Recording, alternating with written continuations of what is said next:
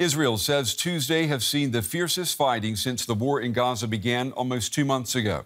Israeli forces say that they've surrounded the city of Khan Younis in southern Gaza. The military says that it is targeting Hamas, which is classified as a terrorist group by many countries. Israel has told hundreds of thousands of civilians to evacuate the area around Khan Younis and to head towards the Mediterranean coast or further south towards the border with Egypt. The World Health Organization says that the situation in Gaza is getting worse by the hour. Tent cities are now a common sight in Khan Younis. Many Palestinians set up camp in the city after fleeing Israeli airstrikes in northern Gaza.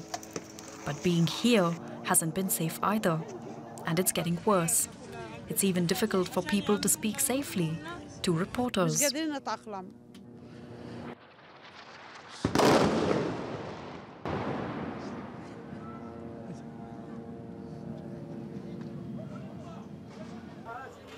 And the dead are piling up outside the morgues.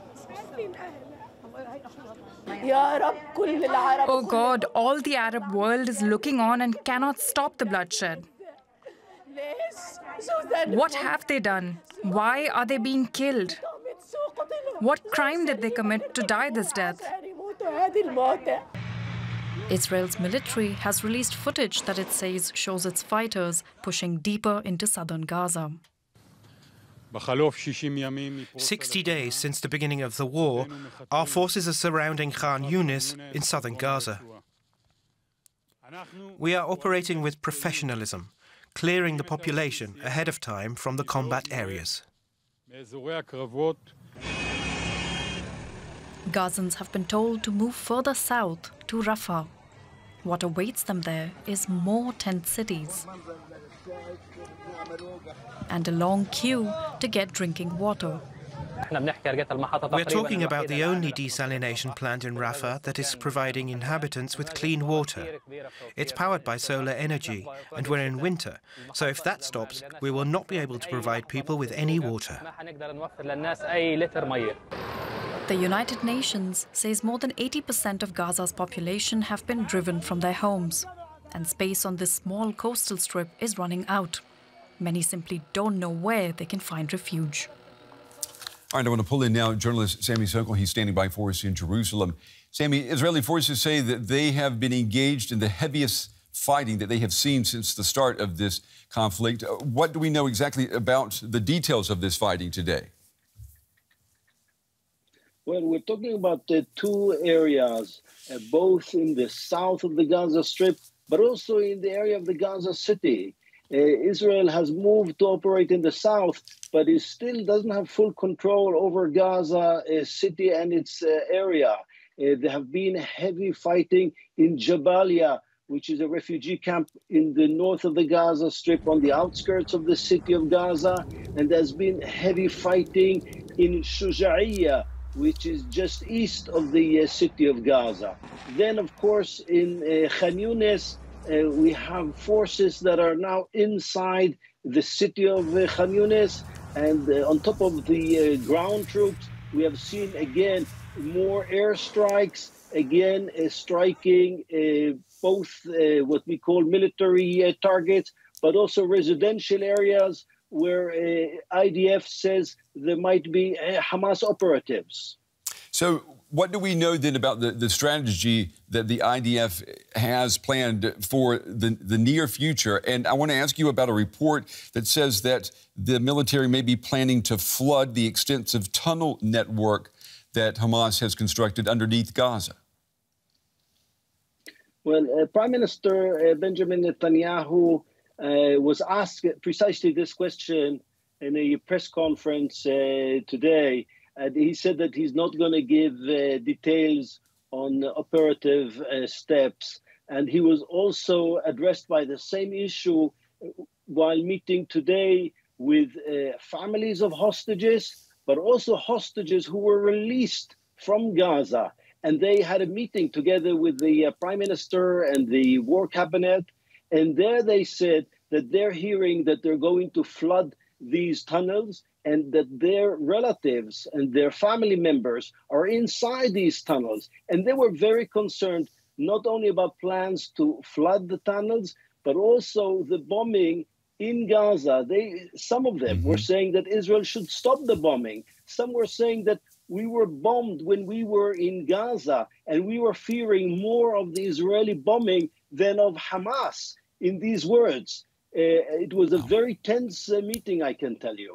Yeah, and speaking of the hostages, Hamas has said that there will be no negotiations or exchange of detainees until Israel's military operation in Gaza stops. Has there been a reaction from Israeli authorities to that? It sounds like, based on what you're saying, is you're getting pressure not only from Hamas, but also from the families of hostages, all of this on the Israeli military and government. There was a very tense meeting. Members of the families and those who were hostage were saying that any day that passes puts their families in danger. They were saying that there's a shortage of food, that their men are being treated badly there, that there is a fear that there's not good intelligence. They were also saying that they also have doubts about the collapse of the ceasefire. Netanyahu said that it was Hamas's fault, but there was one captive who was saying, no, it's not true. So there was a heated debate. At the end, many were saying that they don't believe that Netanyahu is actually committed to the release of the hostages. Others had a different position. But I can tell you that Netanyahu's message was that the first release was not as a result of these talks, but rather a result of the military pressure. And therefore, Israel now has to continue its military pressure on Hamas, and then Hamas will surrender and hand over the prisoners or the captives that are held by Hamas in the Gaza Strip. Only time will tell. Sami Sockol reporting tonight from Jerusalem. Sami, as always, thank you. I asked Christian Lindmeier of the World Health Organization what the encirclement of the city of Khan Younis, what it means for civilians there. Thanks for having me. Well, this is just another step in their nightmare. As your report already said, people have been sometimes 2 or 3 times already relocating from the very north of Gaza to Gaza City, from Gaza City to Khan Younis, always being promised a safe place, a safe route, have been bombed and shelled on the road. Then Khan Younis was the safe space for a while. Now Khan Younis is surrounded, moving or asking people to move further south, and where to then. But in Khan Younis, this means that the last big place with big hospitals, with 3 partially, or in total the whole south with 12 partially functioning hospitals, and the only big remaining hospitals, 2 of them, Al-Nasser and the European hospital, are now having the same fate coming up as we had for the famous Al-Shifa and other hospitals in the north, meaning being put out of service either by being shelled and bombed or by not having access to any material anymore. That means the people who are already distressed and wounded and displaced and in fear have no single spot to go to anymore to find any support, any relief, or any help. One of your colleagues in Rafah says that the situation in the Gaza Strip is approaching humanity's, and I'm quoting here, darkest hour. What more can you tell us about that? I mean, can you say that's true? Look, we have 2.4 million people in Gaza. About 2/3 of them are descendants from the refugees that were pushed out of Israel already, 70 years ago. So they are being displaced and displaced and displaced, and they're being told, find a safe spot. They're even told where they can find the safe spot. And then they're being bombed in shelters, in schools, in hospitals. That's already more than you can imagine, and something you have to that scale seen anywhere around. Now they're being pushed to another so-called safe area with diseases looming, because in a cramped situation with no hygiene anymore, completely pressed together, people wounded, people with regular diseases, not having any support anymore, no possibility to go anywhere anymore, because the southern border is the Egyptian border, where they can't, apart from a few evacuations, can't really cross. The other part is the seaside, and the eastern part is Israel. No places to go to. So how densely do you want to press them together? You want to press them on the sides of a football field?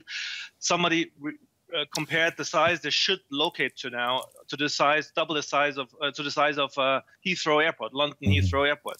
Just imagine 2.4 million people in the size of Heathrow Airport. Yes, that is a humanitarian catastrophe to the scale which I think all of us that work in the humanitarian area have barely seen. And can we say they are being told to go to these safe zones? After that, though, there is nowhere else to go. I mean, the pressure will be on then, what, for Egypt to open its gates, right? Well, this is exactly the point. I mean, we're very soon now having the second anniversary, the second month anniversary of the disaster, of the first, of course, the cruel attacks and the absolutely crazy, horrific attacks by Hamas onto Israel. But already for the first anniversary on 7 November, we warned that the attacks of Israel in Gaza leave no safe space. It's an attack not only against Hamas, it's an attack against the population, because there is no space and safe space in Gaza. And the last 4 weeks have just proven exactly that. There is not a single safe space in Gaza. People have been bombed in places, in areas that were literally designated as safe spots. Colleagues have been killed on the ground. Colleagues have been killed in schools. Everywhere. Ambulances attacked. So yes, there is no place to go unless they would all push them into the sea or across Israel or across to Egypt. None of that really seems to be an option, although I'm not the military strategist here. Christian Lindmeier with the World Health Organization. We appreciate your time and your analysis tonight. Thank you.